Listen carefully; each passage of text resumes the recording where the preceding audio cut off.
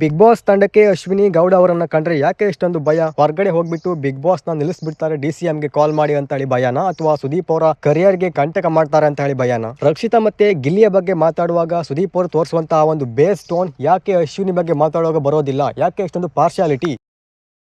ನಮಸ್ಕಾರ.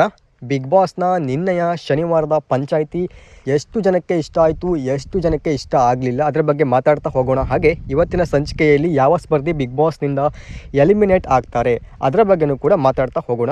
ವಿಡಿಯೋ ಕೇವಲ ಒಂದು 3-4 ನಿಮಿಷ ಅಷ್ಟೇ, ಜಾಸ್ತಿ ಟೈಮ್ ಲ್ಯಾಗ್ ಮಾಡಲ್ಲ. ನಿನ್ನೆಯ ಪ್ರೋಮೋ ನೋಡಿ ಇಡೀ ಕರ್ನಾಟಕವೇ ಖುಷಿ ಪಟ್ಟಿತ್ತು. ಯಾಕೆಂದರೆ 50 ದಿನ ಆದಮೇಲಾದರೂ ಈ ಅಶ್ವಿನಿಯ ದುರಹಂಕಾರಕ್ಕೆ ಒಂದು ಬ್ರೇಕ್ನ ಹಾಕ್ತಾರೆ ಕಿಚ್ಚ ಸುದೀಪ್ ಸರ್ ಅಂತ ಹೇಳಿ. ಹಾಗಾಗಿ 9 ಗಂಟೆ ಯಾವಾಗ ಆಗುತ್ತೆ ಅಂತ ಹೇಳಿ ಎಲ್ಲರೂ ಕೂಡ ವೆಯ್ಟ್ ಮಾಡ್ತಾ ಇದ್ರು, ನನ್ನನ್ನು ಕೂಡ ನಾನು ಕೂಡ ಕೂತ್ಕೊಂಡೆ. 9 ಗಂಟೆ ಆಯಿತು, ಶುರುವಾಯಿತು. 9:15 ಆಯಿತು, ಅಂಥದ್ದೇನು ಕೂಡ ಕಾಣಿಸ್ಲಿಲ್ಲ. 10 ಗಂಟೆ ಕೂಡ ಆಯಿತು, ಏನು ಕೂಡ ನನಗೆ ಪ್ರೋಮೋನೇ ಬೇರೆ, ಎಪಿಸೋಡೇ ಬೇರೆ ಅನ್ನೋ ರೀತಿಯಲ್ಲಿ ಕಾಣಿಸ್ತಾ ಇತ್ತು.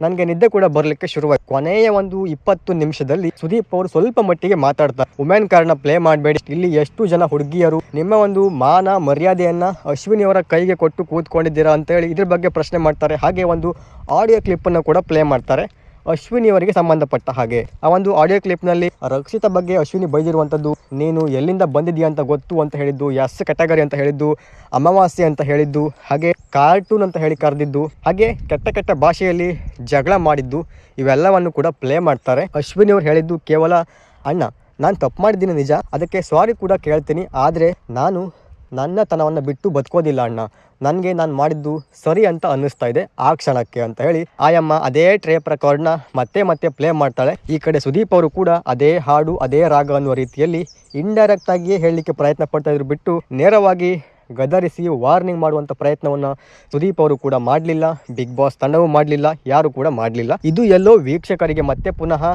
ಡಿಸಪಾಯಿಂಟ್ಮೆಂಟ್ನ ಮಾಡಿಬಿಡ್ತು. ಇದನ್ನ ಮರೆಮಾಚಬೇಕು ಅಂತ ಹೇಳಿ ರಕ್ಷಿತಾಗೆ ಉತ್ತಮ ಕೊಡ್ತಾರೆ, ಗಿಲ್ಲಿಗೆ ಕ್ಲಾಸ್ ತಗೊಳ್ಳೋದಿಲ್ಲ. ನೋಡಿ ವೀಕ್ಷಕರ ಮೈಂಡ್ ಸೆಟ್ನ ಎಷ್ಟು ಚೆನ್ನಾಗಿ ಅರ್ಥ ಮಾಡ್ಕೊಂಡಿದ್ದಾರೆ ಬಿಗ್ ಬಾಸ್ ತಂಡ ಅಂತ ಹೇಳಿ. ಗಿಲ್ಲಿಗೆ ಮತ್ತು ರಕ್ಷಿತಾಗೆ ಬೈದರೆ ಜನ ಮತ್ತೆ ಪುನಃ ಬೈತಾರೆ. ಈ ಕಡೆ ಅಶ್ವಿನಿಗೆ ಬೈದ ಹಾಗೆ ನಾಟಕ ಮಾಡಿ ಗಿಲ್ಲಿಗೆ ರಕ್ಷಿತಾಗೆ ಸ್ವಲ್ಪ ನೈಸ್ ಮಾಡಿದ್ರೆ ವೀಕ್ಷಕರು ಸಮಾಧಾನ ಪಡ್ಕೊಳ್ತಾರೆ ಅಂತ ಹೇಳಿ ಬಿಗ್ ಬಾಸ್ ತಂಡ ಮಾಡಿತ್ತು. ಹಾಗಾಗಿನೇ ಸುದೀಪ್ ಸರ್ ಕೈಯಲ್ಲಿ, ನೋಡಿ ಸುದೀಪ್ ಸರ್ ನೀವು ರಕ್ಷಿತಾಗೆ ಉತ್ತಮ ಕೊಟ್ಬಿಡಿ, ಗಿಲ್ಲಿಗೆ ಬೈಬೇಡಿ, ಅಶ್ವಿನಿ ಅವರಿಗೆ ಬೈದ ಹಾಗೆ ಮಾತಾಡಿ ಅಷ್ಟೇ ಸಾಕು, ಜನ ಸಮಾಧಾನ ಪಡ್ಕೊಳ್ತಾರೆ ಅಂತ ಹೇಳಿ ಸುದೀಪ್ ಅವ್ರಿಗೆ ಹೇಳಿ ಕಳಿಸಿರ್ತಾರೆ. ಸುದೀಪ್ ಅವರು ಹಾಗೆ ಮಾಡಿದ್ದಾರೆ. ನಾನು ಸುದೀಪ್ ಸರ್ನ ಬಯೋದೇ ಇಲ್ಲ, ದೂರೋದು ಇಲ್ಲ, ಯಾಕೆಂದರೆ ಅವರು ಹೋಸ್ಟ್ ಅಷ್ಟೇ. ಇದನ್ನು ಕಂಟ್ರೋಲ್ ಮಾಡೋದು ಕೇವಲ ಬಿಗ್ ಬಾಸ್ ತಂಡ. ನನಗೆ ಒಂದು ಅರ್ಥ ಆಗ್ತಾ ಇಲ್ಲ, ಯಾಕೆ ಬಿಗ್ ಬಾಸ್ ತಂಡ ಮತ್ತು ಸುದೀಪ್ ಅವರು ಅಶ್ವಿನಿ ಅವರಿಗೆ ಈ ಲೆವೆಲ್ನಲ್ಲಿ ಭಯ ಪಡ್ತಾ ಇದ್ದಾರೆ. ಮೇ ಬಿ ಅಶ್ವಿನಿ ಅವರಿಗೆ DCM ತನಕ ಕಾಂಟ್ಯಾಕ್ಟ್ ಇರಬೇಕು, ಹಾಗಾಗಿನೇ ಮತ್ತೆ ಪುನಃ ಬಿಗ್ ಬಾಸ್ನ ಸ್ಟಾಪ್ ಮಾಡಿಬಿಡ್ತಾರೆ, ಅಶ್ವಿನಿ ಅವರು ಹೊರಗಡೆ ಹೋಗಿ ಅಂತ ಹೇಳಿ ಬಿಗ್ ಬಾಸ್ ತಂಡಕ್ಕೆ ಭಯ ಇರಬೇಕು. ಹಾಗಾಗಿನೇ ಅಶ್ವಿನಿ ಬಗ್ಗೆ ಮಾತಾಡೋದೇ ಇಲ್ಲ, ಇಷ್ಟೇ, ಇನ್ನೇನೂ ಇಲ್ಲ, ಸಿಂಪಲ್. ಇದು ಪ್ರತಿಯೊಬ್ಬರಿಗೂ ಕೂಡ ಅರ್ಥ ಆಗಬೇಕು. ಯಾರು ಟಾಪ್ ಆಗಿ ಹೋಗ್ತಾರೋ ಇಲ್ವೋ, ಅಶ್ವಿನಿ ಮಾತ್ರ ಹೋಗ್ತಾರೆ. ಅದನ್ನು ಕಲರ್ಸ್ ಕನ್ನಡದವರೇ ಖುದ್ದಾಗಿ ಕರ್ಕೊಂಡು ಹೋಗ್ತಾರೆ. ಮೊನ್ನೆಯ ಒಂದು ಕ್ಯಾಪ್ಟನ್ಸಿ ಟಾಸ್ಕ್ ನಿಮಗೆ ಅರ್ಥ ಆಗಿರುತ್ತೆ. ಅಶ್ವಿನಿ ಅವರನ್ನು ಕ್ಯಾಪ್ಟನ್ ಮಾಡಬೇಕು ಅಂತ ಹೇಳಿ ಬಿಗ್ ಬಾಸ್ ತಂಡ ಪ್ರಯತ್ನ ಪಡ್ತಾರೆ, ಆದರೆ ಕೊನೆಗೂ ಅದು ಆಗಲಿಲ್ಲ, ಅದು ಬೇರೆ ವಿಚಾರ. ಬಟ್ ಪ್ರಯತ್ನ ಪಟ್ಟಿದ್ದಂತೂ ಸತ್ಯ.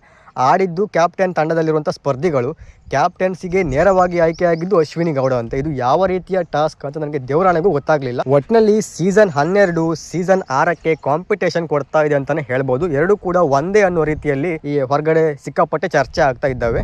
ಅಂದರೆ ಫೇಲ್ಯೂರ್ ಆಗ್ತಾ ಇದೆ ಸೀಸನ್ 12 ಅಂತ ಹೇಳಿ. ಇದರ ಬಗ್ಗೆ ಇನ್ಯಾವತ್ತಾದ್ರೂ ಸ್ವಲ್ಪ ಡಿಟೇಲ್ ಆಗಿ ಮಾತಾಡೋಣ. ಇವತ್ತಿನ ಸಂಚಿಕೆಯಲ್ಲಿ ಯಾವ ಸ್ಪರ್ಧಿ ಬಿಗ್ ಬಾಸ್ನಿಂದ ಹೊರಗಡೆ ಹೋಗ್ಬೋದು ಅಂದರೆ, ಧ್ರುವಂತ್ ಇದ್ದಾರೆ, ರಿಷಾ ಇದ್ದಾರೆ, ಸೂರಜ್ ಇದ್ದಾರೆ, ಹಾಗೆ ಅಶ್ವಿನಿ ಇದ್ದಾರೆ. ಇದರಲ್ಲಿ ಮೊದಲಿಗೆ ಸೇವ್ ಆಗುವಂಥ ಸ್ಪರ್ಧಿ ಅಶ್ವಿನಿ ಗೌಡ, 2ನೇ ಸ್ಪರ್ಧಿ ಧ್ರುವಂತ್, 3ನೇ ಸ್ಪರ್ಧಿ ಸೂರಜ್, ಹಾಗೆ 4ನೇ ಸ್ಪರ್ಧಿಯಾಗಿ ಬಿಗ್ ಬಾಸ್ನಿಂದ ಕೊನೆಯದಾಗಿ ಉಳ್ಕೊಂಡಿರುವಂತಹ ರಿಷಾ ಅವರು ಬಿಗ್ ಬಾಸ್ನಿಂದ ಹೊರಗಡೆ ಹೋಗಿದ್ದಾರೆ. ಇದಿಷ್ಟು ಇವತ್ತಿನ ಒಂದು ಸಂಚಿಕೆಗೆ ಹಾಗೆ ನಿನ್ನೆಯ ಒಂದು ಪಂಚಾಯಿತಿಗೆ ಸಂಬಂಧಪಟ್ಟಂತಹ ಒಂದು ವಿಡಿಯೋ ಇಷ್ಟ ಆಗಿದ್ದು ದಯವಿಟ್ಟು ಚಾನಲ್ಗೆ ಸಪೋರ್ಟ್ ಮಾಡಿಕೊಂಡು ಸಬ್ಸ್ಕ್ರೈಬ್ ಮಾಡಿ.